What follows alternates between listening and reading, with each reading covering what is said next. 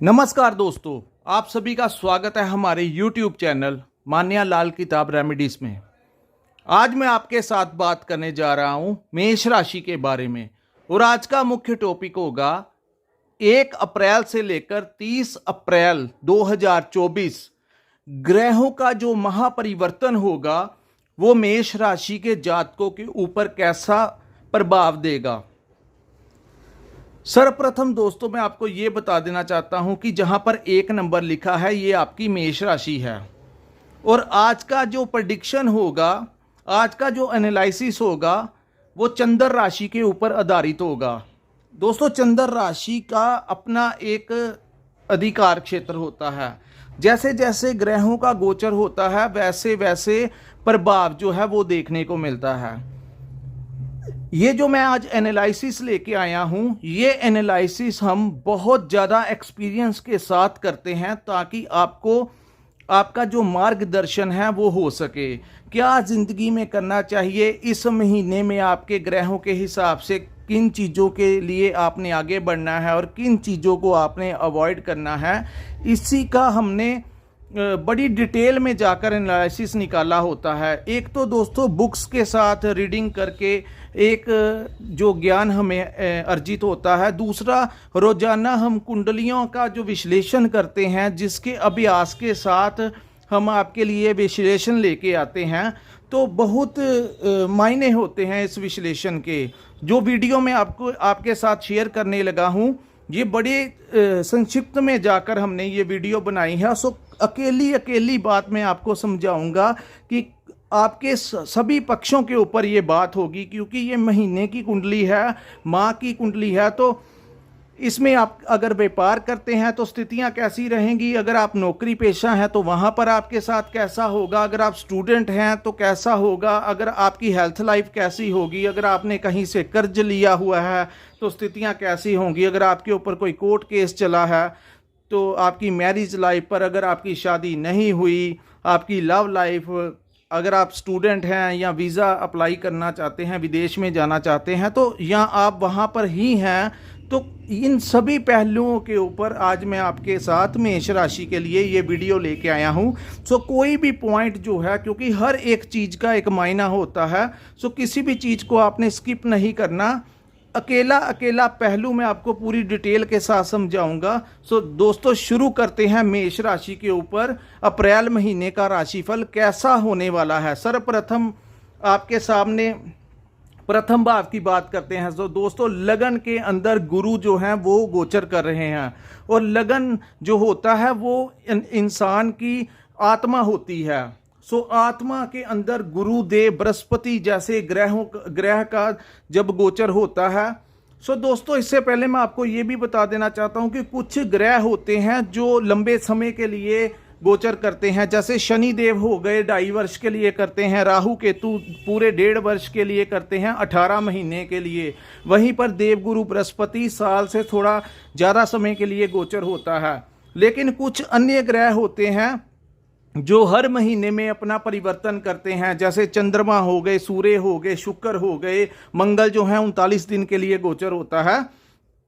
तो ये जो इसीलिए हर महीने की वीडियो डाली जाती है कि हर महीने में ये जो दूसरे भी ग्रह हैं जिनका एक अपना अधिकार क्षेत्र है, इनका रिस्पॉन्स ये किस भाव में बैठेंगे और उस भाव में आपको कैसा परिणाम देखने को आएगा। तो शुरू करते हैं दोस्तों। देवगुरु बृहस्पति जो कि लंबे समय से आपके प्रथम भाव में बैठे हुए हैं और 1 मई को वो यहां से निकलकर वृषभ राशि में चले जाएंगे। सो लास्ट मंथ है देवगुरु बृहस्पति का। सो लास्ट मंथ में जाते जाते गुरुदेव लगन भाव में बैठे आपको बहुत कुछ देकर जाएंगे। इस समय आपकी जो मैनेजमेंट है वो बहुत स्ट्रॉन्ग रहेगी। यहाँ पर बुध भी आ गए हैं। सो दोस्तों बुध और गुरु की भी आपस में नहीं बनती, लेकिन प्रथम भाव में गुरु यहाँ पर जोर पकड़े हुए हैं और अप्रैल महीने 19 या 20 तारीख तक बुध यहाँ पर अस्त हो जाएंगे। सो ज़्यादा बल जो है वो गुरु के पास रहेगा। सो गुरुदेव बृहस्पति सीधी दृष्टि जो है वो आपके संतान भाव के ऊपर पड़ेगी, आपके पार्टनरशिप के भाव के ऊपर पड़ेगी। तो यहाँ पर लगन जो मैनेजमेंट होता है, आपका जो दिमाग है उसमें अब कैपेबिलिटी आएगी कि हर मुद्दे को, हर चीज़ को कैसे मैनेज करना है। ऐसी स्थितियां, अब आपका जो मेंटली लेवल होगा इस समय स्ट्रांग हो जाएगा, क्योंकि बृहस्पति जैसे ग्रह का उस भाव में बैठना, गुरु जैसे ग्रह का उस भाव में बैठना कहीं ना कहीं आपकी मैनेजमेंट को बहुत ज़बरदस्त तरीके से हैंडल करेंगे। कोई भी स्थिति आपके सामने आ जाएगी तो उस स्थिति को आप बखूबी से हैंडल करना जानेंगे। तो ये होगा मेष राशि के जातकों की बुद्धि मैनेजमेंट कैसा रहेगा। हम बात करते हैं कि जो दृष्टि पड़ेगी पंचम भाव के ऊपर, तो दोस्तों कहते हैं कि गुरु बृहस्पति जिस भाव में बैठते हैं वहां से उनकी दृष्टियां होती हैं। सो जहां जहां वो दृष्टियां डालते हैं उन भावों को बहुत ज़्यादा जो है वहां से बेनिफिट देते हैं। तो अगर आप स्टूडेंट हैं तो आपको बहुत ज़्यादा फ़ायदा होने वाला है। आपके एग्ज़ाम्स चल रहे हैं तो वो आप क्लियर करने की बहुत ज़्यादा संभावनाएं हैं। दूसरी बात करेंगे, आपकी संतान पक्ष से आपको कोई बहुत बड़ा लाभ जो है वो इस समय दिखाई दे रहा है। संतान को लेकर आपको, अगर आपकी संतान ने कोई गवर्नमेंट एग्ज़ाम दिया है या किसी प्राइवेट कंपनी में भी उसने अप्लाई किया है, तो संतान से लेकर कोई नई खुशखबरी जो है वो अप्रैल महीने में मेष राशि के जातकों को मिलने वाली है। वहीं हम बात करेंगे करियर को लेकर। करियर, ये भाव जो है बुद्धि और विवेक का भी भाव है। सो बुद्धि और विवेक के भाव पर देवगुरु बृहस्पति की जो दृष्टि होगी वो वहाँ पर आपको, जैसे कि मैंने पहले बताया कि आप हर चीज़ को मैनेज कर पाएंगे, क्या अच्छा है क्या बुरा है, इन चीज़ों के बारे में आपका जो दिमाग होगा वो आपको सब कुछ बताता जाएगा, जिसको हम सिक्स सेंस कहते हैं। अब हम बात करेंगे केतु ग्रह के बारे में। दोस्तों केतु जो है वो इस भाव में बैठे हुए हैं, छठे भाव में। छठा भाव जो होता है वो बुध का घर होता है और केतु का लंबे समय से कन्या राशि में गोचर है। यहाँ पर मैं आपको एक बात देना चाहता हूँ, केतु जब भी बुध के भाव में गोचर करते हैं तो कहीं ना कहीं इंसान के अंदर असंतुष्टि की भावना को पैदा भी करते हैं। अगर आप व्यापार करते हैं तो आप अपने व्यापार से कोई ज़्यादा खुश नहीं दिख रहे, आप कुछ मतलब कि आप चाहते हैं कि कुछ और बड़ा हो जाए या मैं कुछ हटके कुछ कर लूं। तो इन स्थितियों में आपका जो माइंड सेटअप है वैसा ऐसा चल रहा है कि मैं कोई एक अलग सा बिजनेस कर लूं जिससे मेरे को और बेनिफिट होगा। दूसरी बात, जो लोग नौकरी करते हैं उनके दिमाग में ये आ रहा है कि मैं स्विचिंग करके किसी दूसरी कंपनी में चला जाऊं या यहाँ से नौकरी छोड़कर किसी दूसरी अन्य कंपनी में अप्लाई कर लूं ताकि मेरी सैलरी भी बढ़ जाए और मनचाहा ट्रांसफ़र भी मेरा मिल जाए, क्योंकि वहाँ पर भी आपको, आपका जो दिमाग है वहाँ अपनी सैलरी के साथ आप संतुष्ट नहीं हो रहे। लेकिन दोस्तों यहाँ पे मैं आपको देना चाहता हूँ दोनों पहलुओं में। पहला पहलू व्यापार के लिए बताता हूं, अगर आपने अपने व्यापार को पूर्ण तरीके से ख़त्म करके कोई नया व्यापार करने की कोशिश की, यानी कि अलग सा बहुत बड़ा इन्वेस्टमेंट कर दिया किसी नए बिजनेस को लेकर, तो वहां से आप अपने केतु के नकारात्मक प्रभाव को आरंभ कर देंगे। सो इसीलिए मैं कहता हूं कि केतु को एक्टिव ना होने दें, नकारात्मक में से उसकी बातों में मत आए, वो आपको गुमराह करने की स्थितियों में है, क्योंकि बुध के ऊपर इस समय केतु का प्रभाव है कन्या राशि के ऊपर। सो बुध जो है कहीं ना कहीं कन्या राशि केतु के प्रभाव के नीचे आपकी बुद्धि को वो कहीं ना कहीं गुमराह करने की कोशिश करेगा। सो अपने ट्रैक से पूरा भटकना नहीं है, थोड़ा बहुत अपने व्यापार को लेकर आप चेंज कर सकते हैं, छोटी मोटी इन्वेस्टमेंट के साथ कुछ आप चेंज कर सकते हैं। लेकिन अगर आप कहें कि कोई बहुत बड़ा लोन लेकर मैंने कोई नया कार्य शुरू करना है तो उसमें आपके लिए ये समय उचित नहीं होगा। और वहीं नौकरी वालों को बता दूं, जो लोग नौकरी पेशा करते हैं उन लोगों के अगर दिमाग में चल रहा है कि मैं यहाँ से क्विट करके दूसरी जगह चला जाऊं, तो जब तक आपको दूसरी जगह से अपॉइंटमेंट लेटर नहीं मिलती, जब तक उनके साथ लीगली एग्रीमेंट साइन नहीं होता, तब तक आपने अपनी पिछली जॉब जो है वो नहीं छोड़नी। अगर आपने बिना एग्रीमेंट किए हुए पिछली जॉब छोड़ दी और अगली वाली फिर आपको नहीं मिलेगी, क्योंकि वहां पर केतु आप नेगेटिव प्रभाव से एक्टिव कर देंगे अपना। सो इन चीज़ों से आपने बच के रहना है। दोस्तों छठे भाव को रिप्रेजेंट करता है हमारे कर्ज को लेकर, हमारे शत्रुओं को लेकर, हमारे रोगों को लेकर। सो कहते हैं कि छठे भाव में कोई भी ठंडी तसीर का ग्रह जैसे चंद्रमा हो गए, गुरुदेव बृहस्पति हो गए, बुध हो गए, ये बैठने अच्छे नहीं होते। यहाँ पर कोई तामसिक ग्रह, कोई राक्षसी ग्रह, कोई अग्नि तत्व का ग्रह जब बैठता है तो वो तमाम इन चीज़ों का जो नुकसान होता है उसको संपूर्ण रूप से खत्म कर देता है। सो केतु जहां पर बैठे हुए हैं, जिन लोगों के ऊपर कर्ज चढ़ा है उनको कोई ना कोई रास्ता मिलेगा कर्ज को उतारने के लिए। हालांकि वो परेशान जरूर होंगे कर्ज को उतारते हुए, तो लेकिन कर्ज को उतारने की जो मैनेजमेंट होगी वो हो जाएगी, पैसा उस हिसाब से आ जाएगा कि आपका कर्ज जो है वो धीरे धीरे उतरना शुरू हो जाएगा। वहीं मैं आपकी बात करता हूं हेल्थ को लेकर, तो हेल्थ में अगर कोई आपको परेशानी आ भी रही है तो ज्योतिष शास्त्र के अनुसार दोस्तों यहाँ पर केतु उस परेशानी को भी खत्म कर देगा। है तो वो अपने मित्र के भाव में, यहाँ पर वो आपकी हेल्थ से रिलेटेड कोई परेशानी आ रही है तो उसको पूर्ण तरीके से खत्म करने की कोशिश करेंगे। सो हेल्थ को लेकर थोड़ी बहुत ही अगर दिक्कत आई भी तो वो मेडिसिन से या छोटे मोटे ऑपरेट से प्रॉपर ठीक होने की संभावनाएं जो हैं वो केतु यहाँ पर दिखाएंगे। अब मैं बात करता हूँ शत्रुओं को लेकर। शत्रु किसको कहते हैं दोस्तों?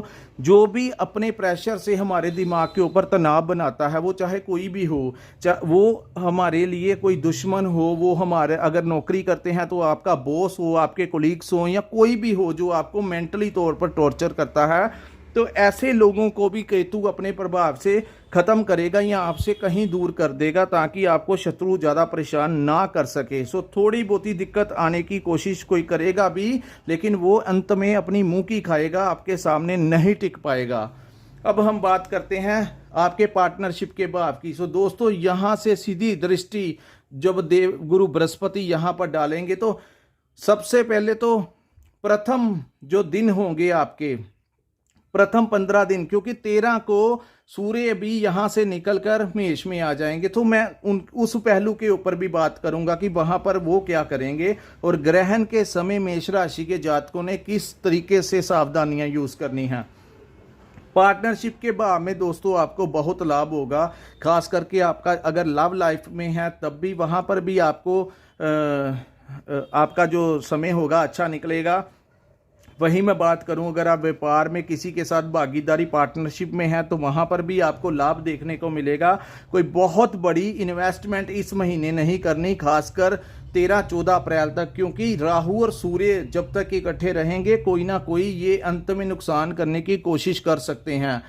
तो पहले मैं बात करूंगा कि इस महीने 15 के बाद पार्टनरशिप में भी आपको अच्छा खासा लाभ जो है वो दिखाई देने को मिलेगा, क्योंकि सूर्य देव भी यहाँ पर गुरु के साथ आ जाएंगे। यहाँ पर सूर्य बुध का आदित्य योग भी बनेगा, और सूर्य जब गुरु के साथ बने आएंगे तो ये दोनों ही ग्रह जब आएंगे तो धन संबंधी, भाग्य संबंधी, आपके लिए संतान संबंधी हर चीज में जो प्रथम 13 दिन जो फायदा होगा अप्रैल के महीने, उसके पश्चात जब सूर्य यहां पर आ जाएंगे तो वो फायदा जो है वो डबल हो जाएगा।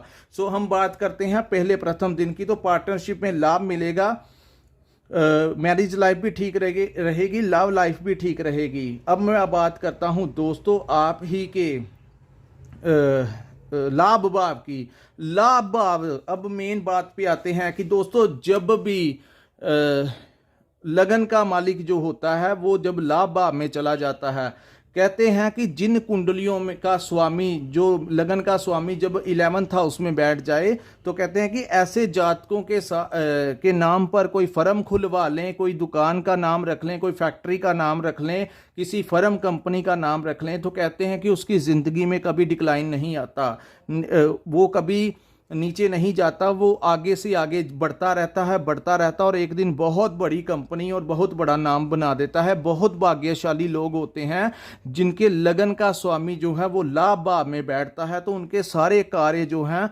वो वहीं पर बैठकर वो आपको बहुत ज़बरदस्त परिणाम देता है। इस महीने भी दोस्तों 23 अप्रैल तक शनि और मंगल की युति रहेगी। सो शनि और मंगल की युति आपके लाभ भाव में बनेगी। कहते हैं कि शनि और मंगल जो हैं ये दोनों एक दूसरे के अति शत्रु ग्रह हैं, लेकिन मैंने कई बार कुंडलियों में देखा है जो बड़े बड़े व्यापारी होते हैं उनकी अच्छे अच्छे भावों में जब शनि और मंगल की युति बनती है तो टेक्नोलॉजी की लाइन में या व्यापार की लाइन में या कोई बहुत बड़ी सरकारी नौकरी जो है वो इनके पास होती है। सो हर युति जो होती है हर समय बुरी नहीं होती। लाभ भाव में बनी ये युति आपके लिए बहुत अच्छा, जो 23 अप्रैल तक ये समय जो होगा वो बहुत अच्छा आपके लिए जाएगा। और यहीं से मैं बात करूंगा इनकी जो दृष्टियां पड़ेंगी वहां पर भी आपको सोने पे सुहागे वाला काम जो है वो मिलेगा। व्यापार में बढ़ोतरी देखने को मिलेगी। अगर आप स्पोर्ट्स से रिलेटेड सामान का व्यापार करते हैं, अगर आप वकील हैं तो आपके पास बड़े केस आने की संभावनाएं हैं। अगर आप मंगल के अधिकार क्षेत्र के वाले जितने भी काम हैं उनमें अगर आप काम करते हैं या अगर उनमें काम करते हैं तो आपको दुगना फायदा होगा। अगर आप राजनीति में हैं तो वहां पर भी आपको कोई बहुत बड़ी डेजिग्नेशन जो है इस समय मिलने के चांसेस बन रहे हैं।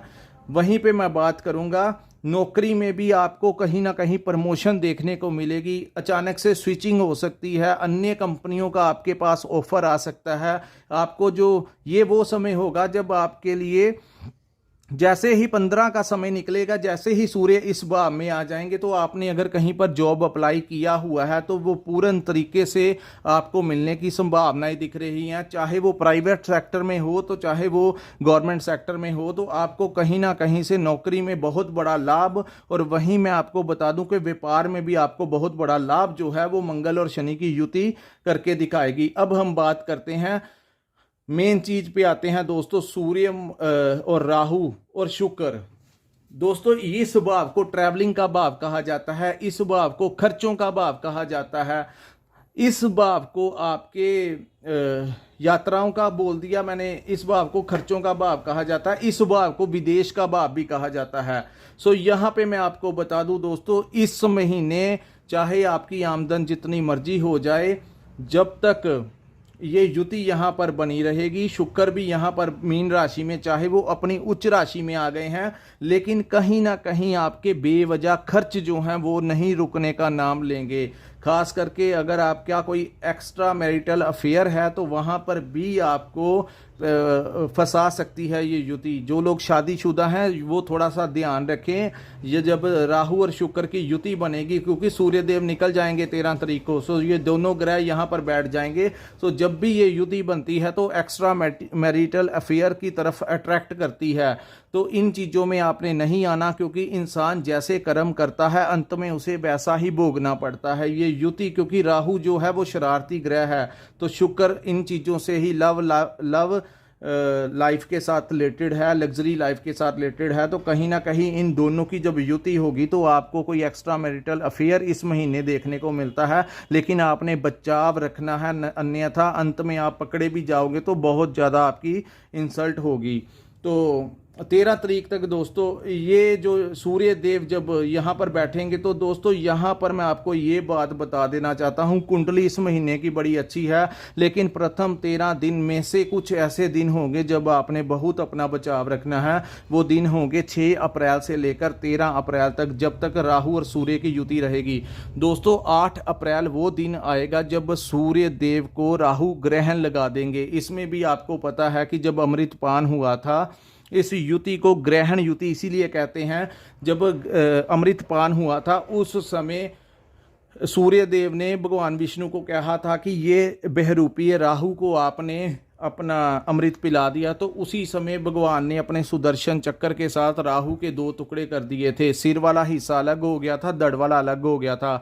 अपने शरीर की इस अवस्था को देखते हुए राहु ने उसी समय कहा था कि सूर्य और चंद्रमा जब भी मैं कहीं पर बैठा होऊंगा, तुम लोग जब भी मेरे अधिकार के अंदर आओगे तुमको मैं निगल लूंगा। सो दोस्तों 8 अप्रैल का वो समय होगा जब राहु सूर्य देव को निगल जाएंगे। उस समय 3-4 घंटे जब तक सूर्य देव उनके मुख के अंदर रहेंगे। हालांकि कुछ समय पश्चात गले का नीचे वाला हिस्सा ना होने के कारण सूर्य देव निकल आएंगे बाहर, लेकिन 3-4 घंटे में सूर्य देव बहुत ही ज़्यादा तड़प महसूस करेंगे, बहुत ज़्यादा पीड़ा का अनुभव होगा।